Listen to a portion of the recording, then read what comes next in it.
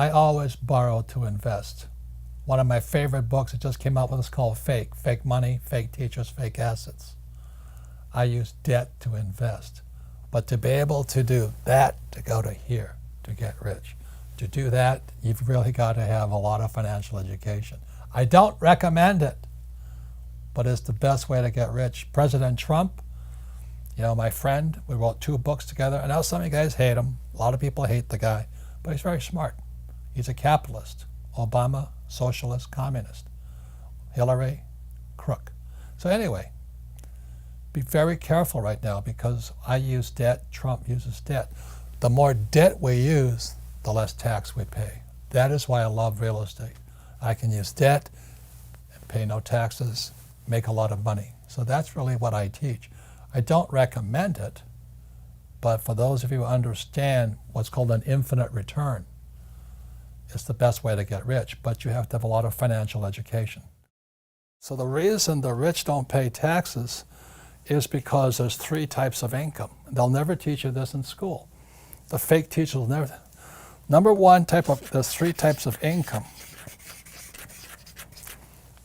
Okay, number 1 type of income is earned income. That's earned income. It's when you work for money, it's earned. Mm-hmm.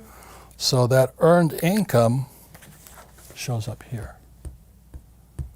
So these are the guys that pay tax. So when all the guys are screaming tax the rich, well, you can't tax them because they don't have jobs. Mm-hmm. That's absolutely It's kind of funny, isn't it? We're going to tax the rich. Oh yeah, good luck, you know. And then the second type of income is portfolio income. And portfolio income is from flipping houses, or you buy a stock for like $10, you sell it for $20. That's portfolio income. Okay? I don't do that. Trump doesn't do that. So most guys who are flipping houses and all that, buying stocks and flipping to you're getting this type of income. So this income is about 20% today. Some of that here. But the income that the rich work for is called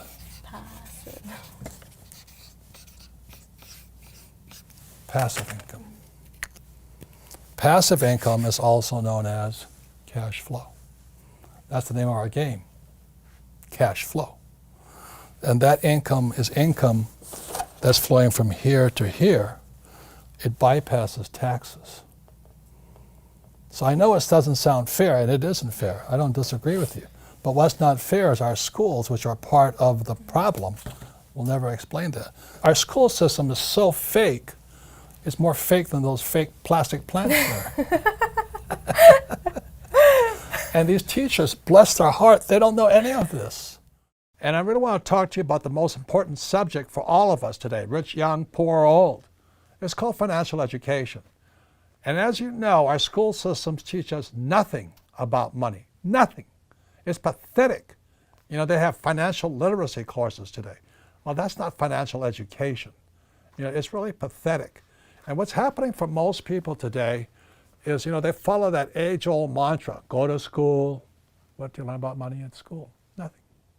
Get a job. Well, jobs are disappearing. Not only that, is that with artificial intelligence and G5 coming, more jobs are going to get wiped out, plus with driverless cars, more jobs are getting wiped out. So why would you go to school to get a job? And then work hard for money, but pay taxes. Taxes are going to keep going up, sports fans. They have to. Somebody's going to pay off this massive mountain of debt stacking up all over the world. And the only way they pay off debt is via taxes. And then they tell you to get out of debt. Oh God. Debt is money. Please understand me. In 1971, when Nixon took the dollar off the gold standard, money became debt. So the rich know how to use debt to get rich. And that's what I do. My friend Donald Trump, I know some of you hate the guy, more power to you, you know. But we use debt as money. And other guys will tell you get out of debt. Well, you choose. The rich use debt to get rich, and the poor and middle class get wiped out because they're in debt. That's because of the lack of financial education. And they tell you to invest for the long term in a well-diversified portfolio of stocks, bonds, mutual funds, and ETFs. The key word in there is invest for the long term. Why would you invest for the long term when they're printing trillions of dollars and ZIRP, zero interest rate policy, they're paying you nothing for your money? And you're going to hold for the long term? And you got HFT, high frequency trading? You know, they can trade 1,000 pieces of stock in a second, and you don't have a prayer. You're trading against a machine, a robot. So all this financial advice people are giving out there is a recipe for disasters. Again, this is my message to anybody, including millennials, is where is your head? Yeah. You know, I know most millennials, they want a high-paying job. They want to be able to pay the rent and eat and all this stuff. And then you dream of the big house, a nice car and all that. But that's why 99% of Americans are broke, because their heads are in the wrong spot. So when I asked Kim if she would take an accounting course, it was just 2 days. You know, I wanted to see if her head could get into the asset column. That was the difference, wasn't it? Yeah, and actually, it didn't happen right at that moment. But You fell in love with me? Of course I did. Of course I did. But this started the journey on investing. This started the journey on assets. Mm-hmm. But I do remember the moment down the road where, just like everybody else, I was focused on the income column. Mm-hmm. Get a job, get the pay raises. If you're an hourly wage, work more hours, yeah, or raise your hourly wage. So I was always focused here. And then finally, this is after we'd actually bought some investment properties, the light finally went on, and I'm like, instead of focusing on acquiring income, mm-hmm, what if we focus on just acquiring assets, mm-hmm, that the assets go into the income column? Like this. Mm-hmm. So that was a huge shift in my mindset. And once that shift happened for me, I don't think about the income column anymore. I just think about the asset column. And that's our game called cash flow. Yeah. The first way you understand risk is you look in the mirror. Yeah. It's who's looking back at you.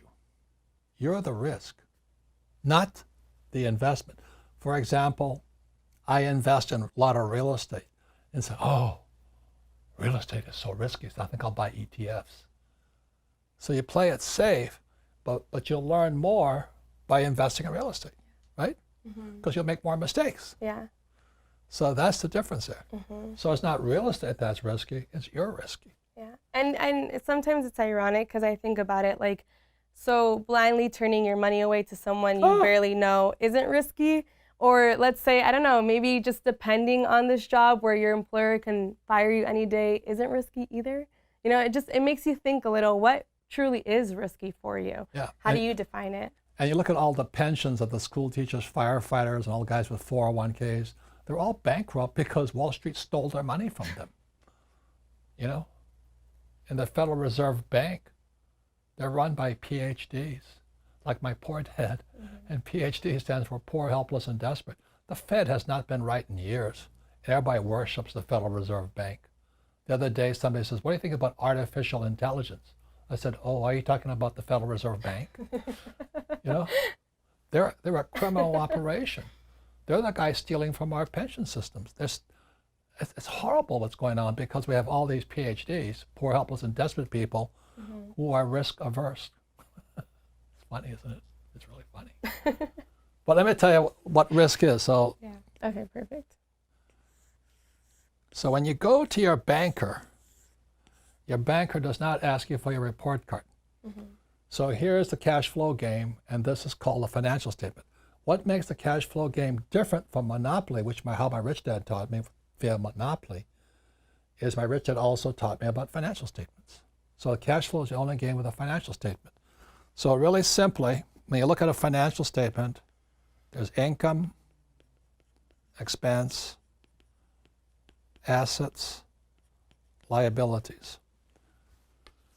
There's one more thing in the cash flow game on the financial statement you'll see. It's the most important statement of all. is called the statement of cash flow. It's off to the side here. So if you're going to be an entrepreneur or a capitalist, you have to have one of these. If you're going to be rich, you have to have one of these. But 99% of all high school students leaving school and college have no idea what this is. You have FICO scores, you know, but you don't know what this is. No. So when a banker asks you for your financial statement, they want to see how smart you are here. So let me tell you why school makes students poor. So really simply, it's this. Let's say I have a master's in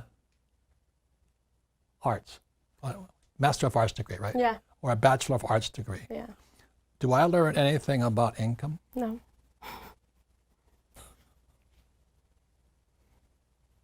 What about Greek mythology? Oh, there you go. I That's very learned important. nothing about income. And we wonder why kids are leaving school, or young generation, looking for that high-paying job. But now let me ask you this. If you have a degree in technology, do you learn anything about assets? Never. So you could be a techie and you know nothing about this. Yeah. You could be a techie and know nothing about this. You see, when a banker looks at your financial statement, they're looking at the mirror of you. This is a reflection of you. And if you got Jack here and Jack here, then you're not that smart financially. So the reason the cash flow game is such an important game, it teaches you what is important to your banker or for a capitalist or for an entrepreneur, is an entrepreneur's got to know how to increase their income. Yeah. And an entrepreneur's got to know how to create assets. If you don't know those two things, you should not be an entrepreneur. You should be an employee, which is why so many young people coming out of school have massive student loan debt over here, right? But they don't know anything about this and about this here. That's risky. And we always have to find outside resources to like find this information, learn this information, you know, taking courses here at Rich Dad, learning through your seminars. And so it's really astonishing how something that's supposed to prepare you for the future leaves you with just the most important documents that we're told that we need to have are a resume and your report cards, your transcripts. But in reality, if you're going to be an employee. Exactly. But for entrepreneurship, which is what a lot of people come to us for, this is where you can learn it here, because in the school system you won't. You see, if you're going to increase your income right over here, you need a real teacher. If you're going to acquire assets, you need real teachers. What is high risk is asking people who are fake teachers, like my calculus teacher and my accounting, you love accounting teachers, don't you? No, I hate them. Did your accounting teacher know anything about this? No, nothing. Did your accounting teacher know anything about this? No. That's risky. So that's why I wrote the book Fake Money, Fake Teachers, Fake Assets. And what Wall Street is telling you to do was just give your money to them. Yeah. That's risky. So the reason I say only lazy people use their own money is because it takes much more intelligence to raise capital. And so I've never been able, ever since my rich dad, since a little boy, my rich dad forbade me from ever saying, I can't afford it. He says, figure out how you can afford it. How can you do something? Figure out how you can do something. So over my lifetime, most of the projects I've started, I've never had any money. I like not having money because it forces me to think. I get creative. I have to educate myself. I have to talk to rich guys. Hey, how'd you do this? How'd you do that? How'd you do that? And what has happened to me, and I just turned 72, I've never needed money. Because if I need money, I figure out how to raise it.